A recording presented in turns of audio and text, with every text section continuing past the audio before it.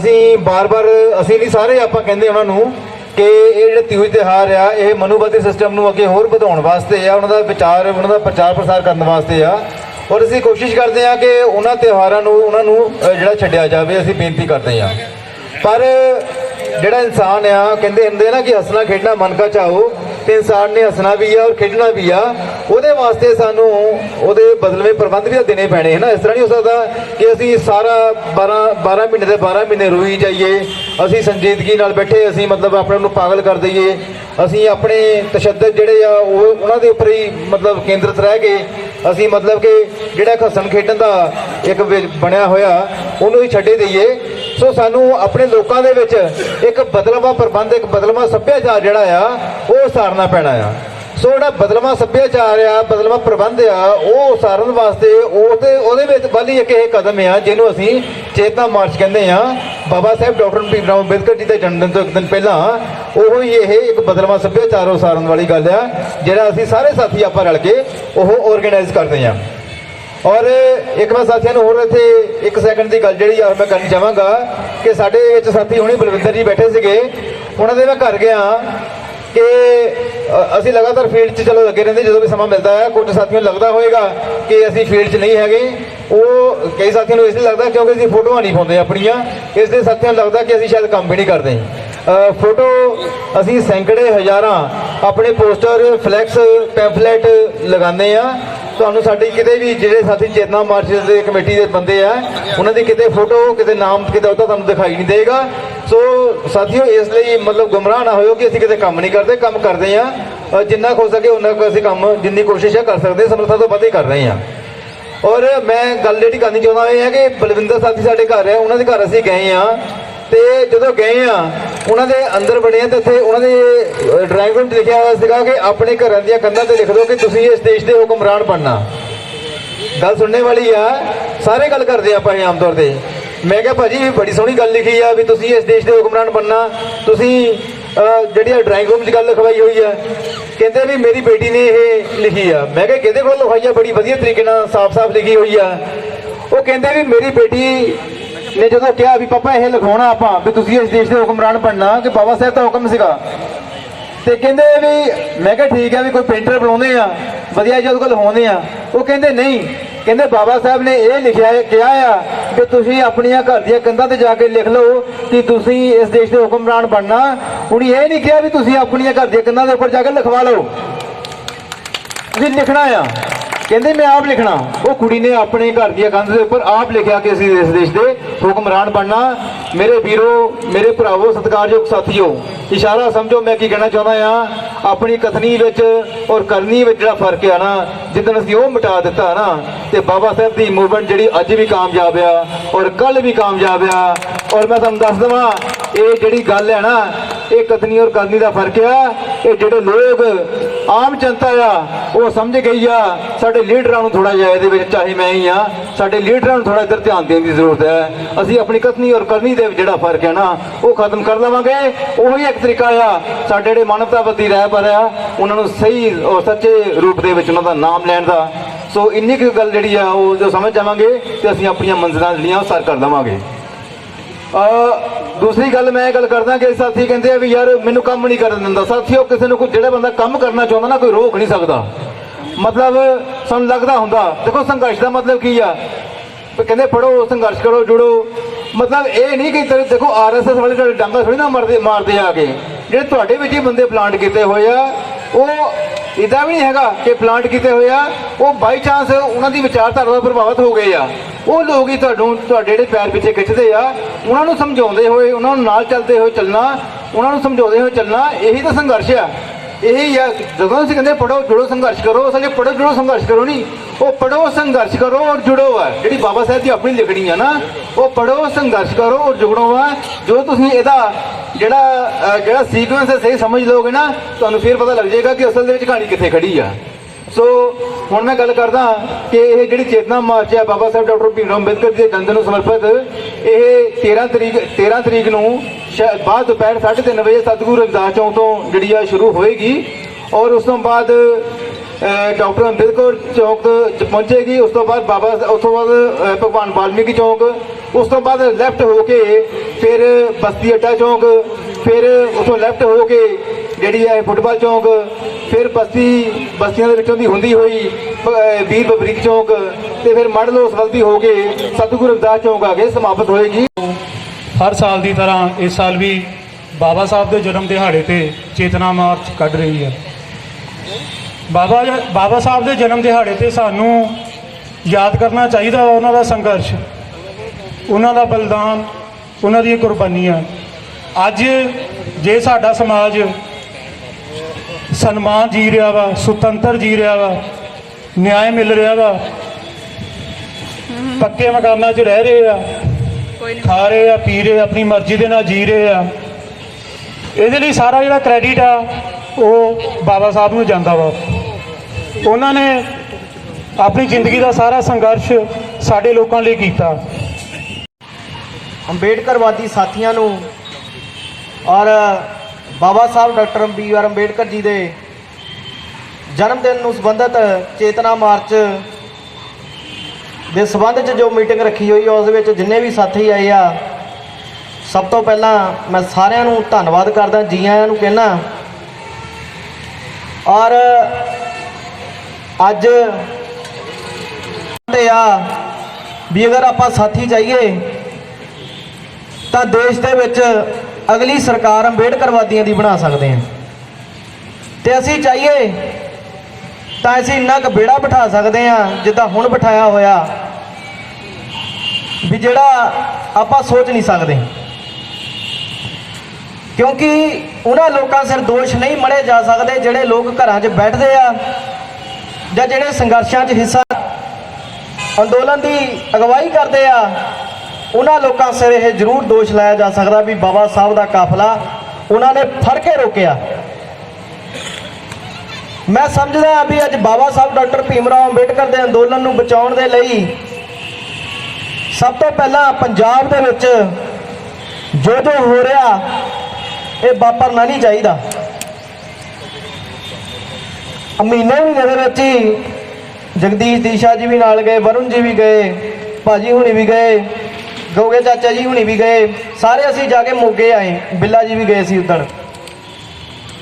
ਔਰ ਮੈਂ ਦੇਖਦਾ ਵੀ ਮੋਗੇ ਦੇ ਵਿੱਚ 2 ਭੈਣਾਂ ਦਾ ਕਤਲ ਹੋ ਗਿਆ ਔਰ ਪਿੰਡ 'ਚ ਕਿਸੇ ਨੇ ਹਾਂ ਦਾ ਨਾਰਾ ਨਹੀਂ ਮਾਰਿਆ। ਸਾਡੇ ਸਮਾਜ ਦਾ ਹਾਲਾਤ ਇਸ ਹੱਦ ਤੱਕ ਆ ਵੀ ਕੋਈ ਹਾਂ ਦਾ ਨਾਰਾ ਮਾਰਨ ਵਾਲਾ ਸਾਡੇ ਪੱਖ 'ਚ ਨਹੀਂ ਖੜਾ। ਦਿਓਵਾਲ ਦੇ ਵਿੱਚ ਘਟਨਾ ਹੋ ਗਈ, 5 ਦਿਨ ਆਰੋਪੀ ਨਹੀਂ ਫੜੇ ਗਏ। ਮੈਨੂੰ ਹਜੇ ਤੱਕ ਪਹਿਲੀ ਜਿਹੜੀ ਕਿਸ਼ਤ ਆ ਜੋ SC ST ਐਕਟ ਦੇ ਤਹਿਤ ਬਣਦੀ ਆ, ਕਾਨੂੰਨ ਦੇ ਤਹਿਤ ਬਣਦੀ ਆ, ਮੈਂ ਸਮਝਦਾ ਕਿ ਸਭ ਤੋਂ ਪਹਿਲਾਂ ਸੰਵਿਧਾਨ ਜਿਹੜਾ ਅਗਰ ਖਤਮ ਹੋ ਰਿਹਾ, ਦੇਸ਼ ਵਿੱਚ ਮੋਦੀ ਦੀ ਸਰਕਾਰ ਸੰਵਿਧਾਨ ਖਤਮ ਕਰਨਾ ਚਾਹੁੰਦੀ ਤੇ ਪੰਜਾਬ ਦੇ ਵਿੱਚ ਕਾਂਗਰਸ ਦੀ ਸਰਕਾਰ ਕੈਪਟਨ ਅਮਰਿੰਦਰ ਸਿੰਘ ਭਾਰਤ ਦਾ ਸੰਵਿਧਾਨ ਖਤਮ ਕਰਨਾ ਚਾਹੁੰਦੇ ਆ। ਅਸੀਂ ਬਾਰ-ਬਾਰ ਅਸੀਂ ਨਹੀਂ ਸਾਰੇ ਆਪਾਂ ਕਹਿੰਦੇ ਉਹਨਾਂ ਨੂੰ ਕਿ ਇਹ ਜਿਹੜੇ ਤਿਉਹਾਰ ਤਿਉਹਾਰ ਆ ਇਹ ਮਨੂਵਾਦੀ ਸਿਸਟਮ ਨੂੰ ਅੱਗੇ ਹੋਰ ਵਧਾਉਣ ਵਾਸਤੇ ਆ, ਉਹਨਾਂ ਦਾ ਵਿਚਾਰ, ਉਹਨਾਂ ਦਾ ਪ੍ਰਚਾਰ ਪ੍ਰਸਾਰ ਕਰਨ ਵਾਸਤੇ ਆ। ਔਰ ਅਸੀਂ ਕੋਸ਼ਿਸ਼ ਕਰਦੇ ਹਾਂ ਕਿ ਉਹਨਾਂ ਤਿਉਹਾਰਾਂ ਨੂੰ ਉਹਨਾਂ ਨੂੰ ਜਿਹੜਾ ਛੱਡਿਆ ਜਾਵੇ, ਅਸੀਂ ਬੇਨਤੀ ਕਰਦੇ ਹਾਂ। ਪਰ ਜਿਹੜਾ ਇਨਸਾਨ ਆ, ਕਹਿੰਦੇ ਹੁੰਦੇ ਨਾ ਕਿ ਹੱਸਣਾ ਖੇਡਣਾ ਮਨ ਕਾ ਚਾਹੋ, ਤੇ ਇਨਸਾਨ ਨੇ ਹੱਸਣਾ ਵੀ ਆ ਔਰ ਖੇਡਣਾ ਵੀ ਆ। ਉਹਦੇ ਵਾਸਤੇ ਸਾਨੂੰ ਉਹਦੇ ਬਦਲਵੇਂ ਪ੍ਰਬੰਧ ਵੀ ਦੇਣੇ ਪੈਣੇ ਹੈ ਨਾ। ਇਸ ਤਰ੍ਹਾਂ ਨਹੀਂ ਹੋ ਸਕਦਾ ਕਿ ਅਸੀਂ ਸਾਰਾ 12 ਮਹੀਨੇ ਦੇ 12 ਮਹੀਨੇ ਰੋਈ ਜਾਈਏ, ਅਸੀਂ ਸੰਜੀਦਗੀ ਨਾਲ ਬੈਠੇ, ਅਸੀਂ ਮਤਲਬ ਆਪਣੇ ਨੂੰ ਪਾਗਲ ਕਰ ਦਈਏ, ਅਸੀਂ ਆਪਣੇ ਤਸ਼ੱਦਦ ਜਿਹੜੇ ਆ ਉਹਨਾਂ ਦੇ ਉੱਪਰ ਹੀ ਮਤਲਬ ਕੇਂਦਰਿਤ ਰਹਿ ਕੇ ਅਸੀਂ ਮਤਲਬ ਕਿ ਜਿਹੜਾ ਹੱਸਣ ਖੇਡਣ ਦਾ ਇੱਕ ਬਣਿਆ ਹੋਇਆ ਉਹਨੂੰ ਹੀ ਛੱਡੇ ਦਈਏ। ਸੋ ਸਾਨੂੰ ਆਪਣੇ ਲੋਕਾਂ ਦੇ ਵਿੱਚ ਇੱਕ ਬਦਲਵਾਂ ਪ੍ਰਬੰਧ, ਇੱਕ ਬਦਲਵਾਂ ਸੱਭਿਆਚਾਰ ਜਿਹੜਾ ਆ ਉਹ ਉਸਾਰਨਾ ਪੈਣਾ ਆ। ਸੋ ਜਿਹੜਾ ਬਦਲਵਾਂ ਸੱਭਿਆਚਾਰ ਆ, ਬਦਲਵਾਂ ਪ੍ਰਬੰਧ ਆ, ਉਹ ਉਸਾਰਨ ਵਾਸਤੇ ਉਹਦੇ ਵਿੱਚ ਵੱਲ ਹੀ ਇੱਕ ਇਹ ਕਦਮ ਆ ਜਿਹਨੂੰ ਅਸੀਂ ਚੇਤਨਾ ਮਾਰਚ ਕਹਿੰਦੇ ਆ। ਬਾਬਾ ਸਾਹਿਬ ਡਾਕਟਰ ਭੀਮ ਰਾਓ ਅੰਬੇਦਕਰ ਜੀ ਦੇ ਜਨਮ ਦਿਨ ਤੋਂ ਇੱਕ ਦਿਨ ਪਹਿਲਾਂ ਉਹ ਹੀ ਇਹ ਇੱਕ ਬਦਲਵਾਂ ਸੱਭਿਆਚਾਰ ਉਸਾਰਨ ਵਾਲੀ ਗੱਲ ਆ, ਜਿਹੜਾ ਅਸੀਂ ਸਾਰੇ ਸਾਥੀ ਆਪਾਂ ਰਲ ਕੇ ਉਹ ਆਰਗੇਨਾਈਜ਼ ਕਰਦੇ ਹਾਂ।